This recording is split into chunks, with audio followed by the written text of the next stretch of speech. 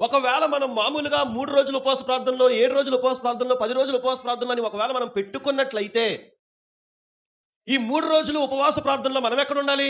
పొద్దున్న వ్యాపారం చేసుకోవాలా? ఆ! పని చేసుకోవాలా? మరి దేనికి నీ ఉపవాస ప్రార్థన? లోకంలో మొత్తం అంతా తిరిగేసి సాయంత్రం వచ్చేసి దేవుడి దగ్గర కూర్చుంటే దేవుడు దీవించేస్తాడనా? ఉపవాసం అంటే నువ్వు దేవునికి దగ్గర అవ్వడానికి, లోకానికి దూరం అవ్వడానికి.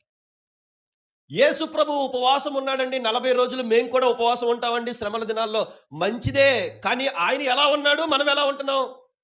అది మ్యాచ్ చేసుకోవాలిగా. ఆయన ఎలా ఉన్నాడు? చెప్పండి. పని వదిలేశాడు. ఇల్లు వదిలేశాడు. అన్ని పక్కన పెట్టాడు. లోకాన్ని పక్కన పెట్టాడు. ఏం కోరుకున్నాడు? దేవునితో ఉండడమే ప్రాముఖ్యమని కోరుకున్నాడు. తన తండ్రితో సహవాసము చేయడమే కరెక్ట్ అని ఆయన కోరుకున్నాడు. మనం ఏం కోరుకుంటాం? అన్నీ కావాలంటే దేవుడి దగ్గర కుదరదు. లోకము కావాలా, దేవుడు కావాలంటే దేవుడి దగ్గర కుదరదు. లోకంలో చెల్లుబాటు అవుతుందేమో, కానీ దేవుడి దగ్గర మాత్రం చెల్లుబాటు కాదు.